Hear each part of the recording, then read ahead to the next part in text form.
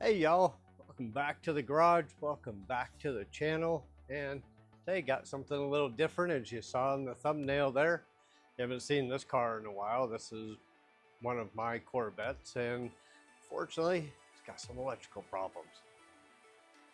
So I guess where some of my electrical woes started with this car was probably on the last rally, and I happened to notice that the voltage on the dash display was lower than what it normally is. I was running about 12.8, 12.9, sometimes 13 volts, not that often though. If I had the lights on or anything, or all the fans are running, it was definitely running on the higher end of that 12 side, which is relatively low for this car because I run a DC power alternator, and that's got 240 amps. Yes, 240 amps. And I run that alternator because there are so many different cooling fans in this car. If you've not tuned in before, there's two Be Cool fans right there. Those turn 4,400 CFMs. Down here in the front are two more fans that suck in air, and those are, I can never pronounce this, Mishimoto, something like that. And then in the back of the car, this is for you, Mr. Reyes. Pay attention, son. There is another fan, and that is for a 60,000 BTU transmission cooler, which routes all the way up to the front of the car, goes through the heat exchanger and the radiator, goes back through all those lines. This car holds a ton of transmission fluid. But that's why I run that alternator. That's why I found the amperage was surprisingly low. The other problem I was having was the pull key and wake. When you put the key in the ignition, and I told you to re-pull it back out, so I knew something was going on there. And then additionally, what was happening was sometimes I would go and put the key in the ignition, I would turn the ignition on, and my HVAC panel would not come on at all. So I knew I had a problem there. Here's what that problem was. And the problem I was having was, this was the original ignition switch from the factory that was installed in 1998. And the pieces and components inside just started to wear out. So basically took the dash part. I'll show that to you. And I'm doing a lot of electrical in here, by the way. So anyways, take off the bottom kick panel, take off this panel so that you can release the screw to get the bottom kick panel off. You do have to take this surround off, and we got ourselves a new ignition switch in there, which has a screw here and a screw here that holds it in place. So that's why this panel has to come out. Other than that, it's just got the connectors underneath that plug right into it. There's 3 different ones, and we got ourselves a fresh new ignition switch. But that has not solved all of our electrical woes. So the other electrical problem I was having was that I had a C5 Corvette remote control fan switch. So you basically have a remote control that runs the relay, and I could turn all the fans on this car as I wanted to. Well, what had happened was down here, I'm going to point to it, this primary ground right here was corroded. It was fairly loose. There was a lot of corrosion on the connectors, and I pulled that all off of there, cleaned that all up, put everything back on, started the car, and my voltage was instantly better, but I still had fans that were not working. Now, if you were following my reel on Instagram or Facebook, you would have saw that I had a little bit of what we like to call, and this is the insurance company's nice way to say, your vehicle caught on fire. We call it a thermal event, and it had a good thermal event. Check this out. So this was one of the fan relays. As you can imagine, the fans draw the most amps. They didn't have a good ground, so this relay, which is where the Sac City Corvette module plugs into, had burned up something terrible. Not only that, but it made its way over here as well. You can see, I mean, it just warped all of that. Now, as you can obviously see, I've taken some of this apart already. I got a better way to put my camera. Hold up. All right, this is take 3 because I don't think that last camera shot worked at all. But anyhow, I've already loosened this up. I've taken the shroud off of here so that I can get the fuse box out. I've already started to loosen the junction blocks in the back. And so you flip this over, I'll pull that first one out, and you'll see I have this one labeled number 3, this is number 2, this is number 1. Did that years ago when I had the car apart, but you look right there, that's right where our thermal event took place. Now, I was able to pull all these pins out, I was able to clean them and wire brush them and snap them back into the housing, and they seem to be perfectly fine. I've ohmed the wires, they don't have resistance in them, so I think where the event really took place was above this, because it was really the inside of this fuse box that got super hot, and it was all the pins here which lead to the connectors here. So quick solution to this problem was I went on the old Evil Bay, because that's just what we got to do nowadays for these particular cars, because there's not a ton of parts out there for them that are readily available. The ignition switch was great to get that, but I even have a multi-switch turn signal switch coming from eBay, because you cannot get one from AC Delco, GM, or Dorman. Nobody makes one. Anyways, went over to the old Evil Bay, started looking around, came across this fuse box, had the exact same part number as mine, which that is the part number up there for the one that I needed.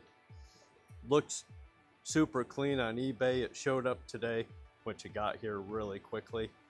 I think in a matter of, I think it was 3 days. Anyways, that's my old skirt. It came with a skirt that is in really great condition, but I was super pleased when I got this and I saw just how clean the inside of this was. All the fuses are in it, and I know what happened to this car. So that was the only fuse I found that was blown. That was in position number 11.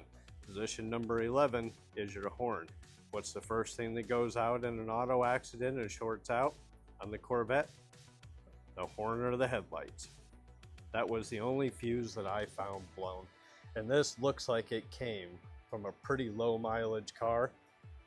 Flipped it over, it is clean as can be on the backside. So I'm gonna unplug mine and we're putting this one in. All right, so this one's disconnected. We're gonna go to our next one here, and these are 4mm. Now, as you're turning the screws out on these, it will start to lift that block out of the fuse panel.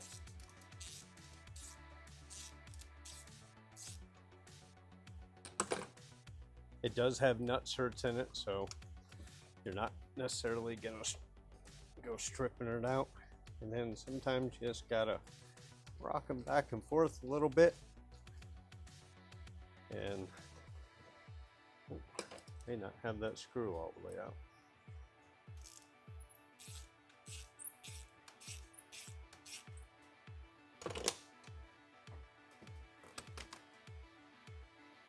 There.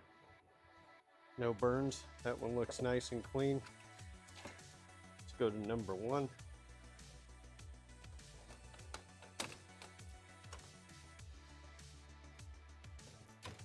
There we go. And we're just gonna check that. Make sure there wasn't a ton of corrosion in there where that was stuck so hard. And I think we're good. I'm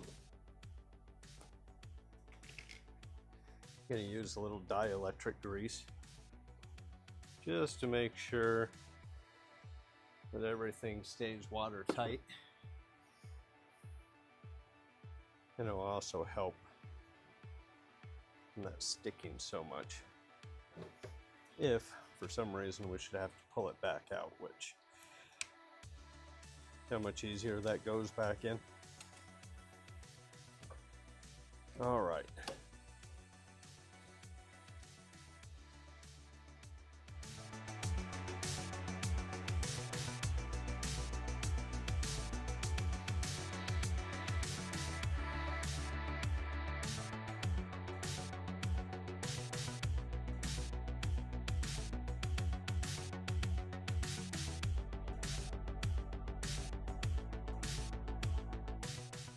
And at this point, I should be ready to mount this back up here. And then once we do that, we're gonna talk about all the connections down here. So this is that fuse box shroud. If for some chance you gotta take this out and you don't wanna fight having to undo your entire wiring harness, one of the things I do with them is I just snip them in the back and I put a split in them. Okay, and how this sits in your car is this sits here on this stud. There's another stud down here that holds everything in place. The wiring comes up through the bottom and your fuse box sits in here and it snaps in on these 4 clips. Because I've put that slit in the bottom, all I have to do is, even with the split in there, the harness is a fight. They always are.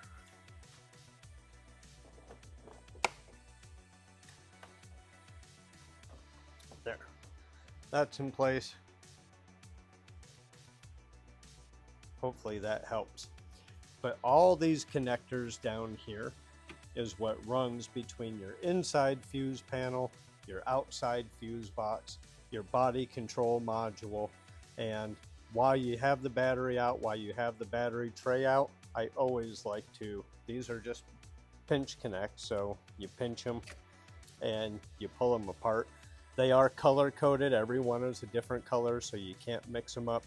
I like to label them anyhow, but I go through these as well, put dielectric grease in them, and then reorganize all the wires back down in here, make sure that nothing's chafing, inspect all the wiring and the harnesses, make sure I don't have anything that looks like it's rubbed through or burned through or anything along those lines. So I did check every single one of these, and at this point pretty much ready to put the battery tray back in. It's just as simple as it slides in.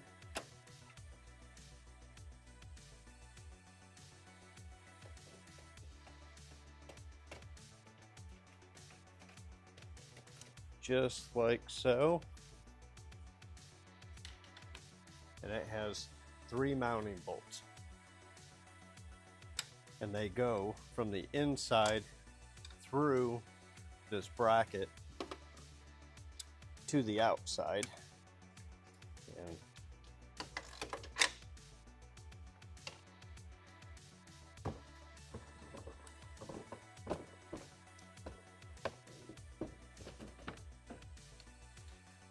everything is hooked up.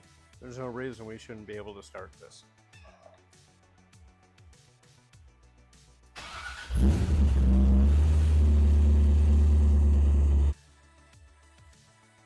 All right, y'all. I think that's where I'm gonna call it a night. I still got to troubleshoot why I got no communication with the traction control system, but that should be pretty easy to find. I'm pretty sure I know where it is. Hey, thanks for tuning in. Be sure to hit that like button, hit that subscribe button, and we'll see you next time. By the way, just so I don't leave y'all hanging, I did get it fixed, but basically fuse number 5 was burnt, and if you go down and look at it, that is, come on, focus, focus, focus. ABS traction control 10 amp. That fuse was blown. That's why I had no communication. The car has no more codes. All of those are gone. Why is this not focusing?